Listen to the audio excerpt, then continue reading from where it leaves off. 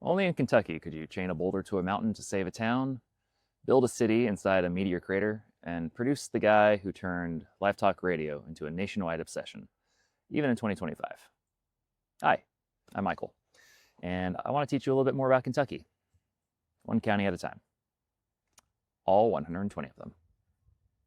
And today we're talking about Bell County. Bell was formed in 1867, carved from parts of Knox and Harlan counties. It's named after Joshua Fry Bell. He was a Kentucky congressman and Whig politician who opposed secession but died in 1870 before most people even knew that the county existed. The county seat in Bell County is Pineville, named after the massive pine trees that once covered those mountains.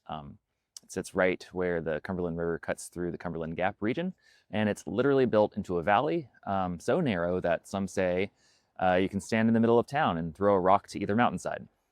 Obviously an exaggeration, but since I've been there before, I can see why that might exist. But let's talk about chained rock because this might be the most Kentucky solution to a problem ever. High up on Pine Mountain, overlooking Pineville, there's a 100-ton boulder, and it's literally chained to the mountain.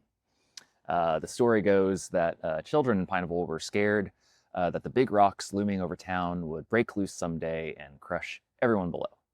So parents told their kids that the rocks were chained to the mountain, so they'd stop worrying and just go to sleep. The story spread to neighboring communities, and visitors started showing up asking to see the famous chained rock. There was just one problem. At the time, there was no chain. But in May 1933, some Pineville men were sitting around the courthouse, and one man said he was tired of lying about the rock and wished someone would actually chain it. And then another man in that same group said he knew where to get a chain from a wrecked steam shovel, big enough to be seen from town. So they did it. They formed the Chained Rock Club and used mules to drag a chain over 100 feet long and weighing 1.5 tons up the mountain. They anchored it with 30-inch bolts, and on June 24th, 1933, just over a month after they started, the project was complete. The rock was officially chained. And then, of course, a local newspaper had to run the story, and wire services picked it up, and then all of a sudden, chained rock became a national sensation. Was the rock ever going to fall? No. It's actually solid with the mountain. Just an optical illusion. Does it matter? Absolutely not. Today you can hike half a mile to see it. The trail's got, I'll just wait here, benches for people who realize halfway there that they might have gotten into something more than they can handle. But when you do get to the rock, just beware there are no safety barriers. Just you, a 2,000-foot drop, and your sense of balance. But also, Pineville isn't even the most interesting town in Bell County, in my opinion. That honor goes to Middlesboro. Middlesboro was built inside a meteor crater. Not near one, inside one. About 300 million years ago, a meteor slammed into southeastern Kentucky and created a crater 3 miles wide.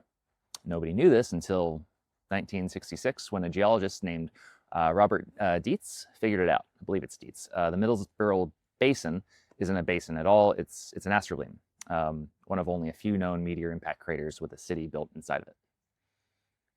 But anyway, fast forward quite a bit.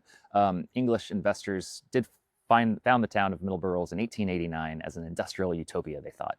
They named it after Middlesbrough, England, and poured millions into building an iron and steel empire right in the mountains. They built the Watt Steel Syndicate, hotels, an opera house, even a country club. The town of Middlesbrough had electric lights before most of Kentucky had seen a light bulb. But of course, then the Panic of 1893, which was, I guess, a precursor, you could say, to the Great Depression, hit. The money dried up, and the dream collapsed. But obviously, the town still survived. Middlesbrough is still there, sitting in its little crater right at the convergence of Kentucky, Virginia, and Tennessee. Now, Middlesbrough is probably newly famous for another reason, though. Matt Jones, the guy who built Kentucky Sports Radio into a media empire and became one of the most recognizable voices in the state. He's from Middlesbrough. He went to Middlesbrough High School. Then he went to Duke, I guess Transylvania before that. But then he started KSR in 2005 and turned it into a cultural force.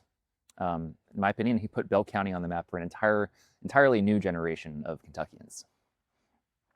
Coal also defined Bell County for decades, and much like all of Eastern Kentucky, the county was caught up in the brutal labor wars of the 1930s.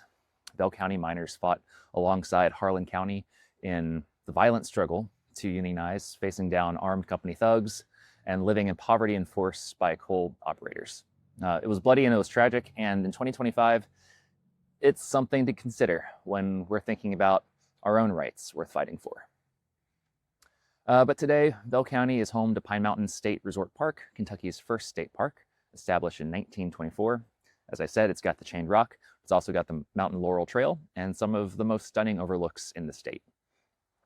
Every October, Pineville hosts the Kentucky Mountain Laurels Festival's homecoming events.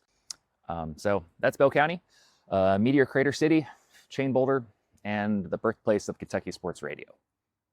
So, what did I get wrong this time?